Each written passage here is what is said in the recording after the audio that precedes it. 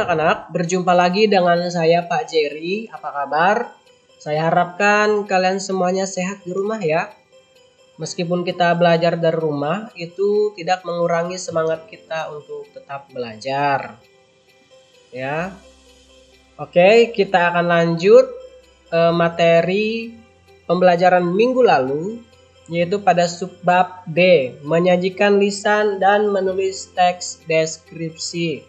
Subbab ini adalah subbab terakhir dari bab 1. Jadi minggu depan kita akan uji kompetensi 1, sejauh mana pemahaman kalian terhadap pembelajaran yang sudah saya tampilkan 4 video pembelajaran ini. Ya. Oke, pada kegiatan sebelumnya ya, kalian telah membaca, mengidentifikasi, dan menelaah teks deskripsi. Maka pada kegiatan kali ini kalian akan belajar ya, bagaimana cara menyajikan teks deskripsi yang baik secara lisan maupun tulisan. Yang pertama adalah menyajikan teks deskripsi secara lisan dari video yang diamati. Nah ya, jadi cara menyajikan teks deskripsi secara lisan ya sesungguhnya hampir sama dengan menyajikan teks secara tertulis. Beberapa hal yang perlu kalian perhatikan dalam menyampaikan teks deskripsi secara lisan ya. Antara lain sebagai berikut. Yang pertama adalah materi. Yang kedua adalah pola pengembangan yang digunakan. Yang ketiga adalah bahasa. Yang keempat adalah aspek berbicara. Kemudian yang kedua yaitu menulis teks deskripsi. Berikut langkah-langkah menulis teks deskripsi. Yang pertama yaitu menentukan subjek yang akan dideskripsikan dan membuat judul yang sesuai. Jadi kita tentukan objeknya dulu.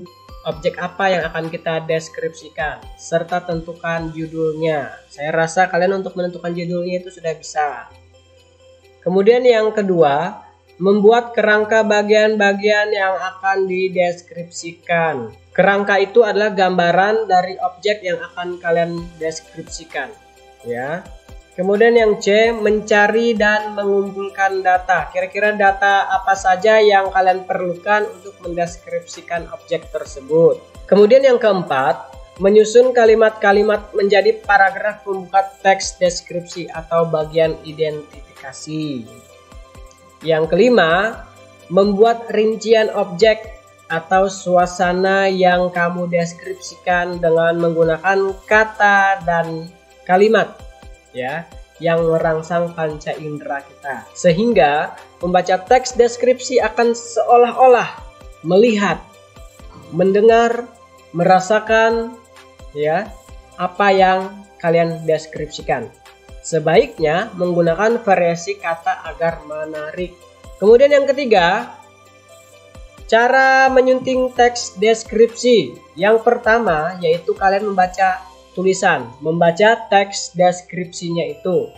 Kemudian yang kedua adalah memperbaiki ejaan.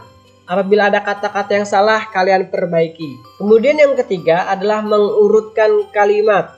Memperbaiki kalimat sehingga menjadi sebuah kalimat yang runtut atau urut. Yang keempat, memperbaiki paragraf hingga menjadi paragraf yang padu atau tidak ambigu, atau menjadi kalimatnya yang tidak jelas menjadi jelas dan maknanya mudah dipahami. Oke, kemudian berikutnya bagaimana proses sunting atau proses perbaikan teks deskripsi.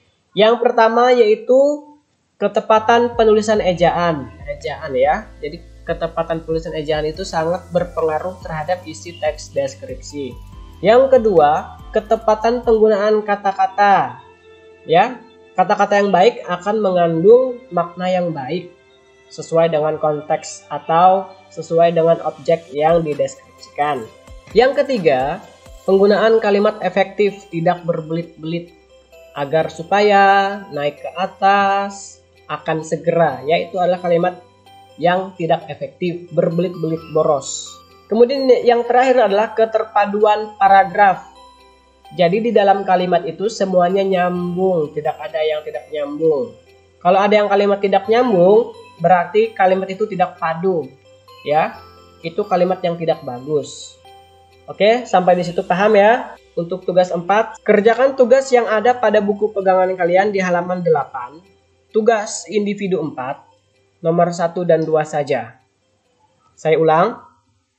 Untuk tugas 4 kalian, silakan kerjakan tugas yang ada pada buku pegangan kalian di halaman 8. Ya, ini khusus untuk kelas 7 ya. Di halaman 8, tugas individu 4, silakan kerjakan nomor 1 dan 2 saja. Sekian dari saya. Apabila ada kesalahan, saya mohon maaf. Terima kasih dan sampai jumpa.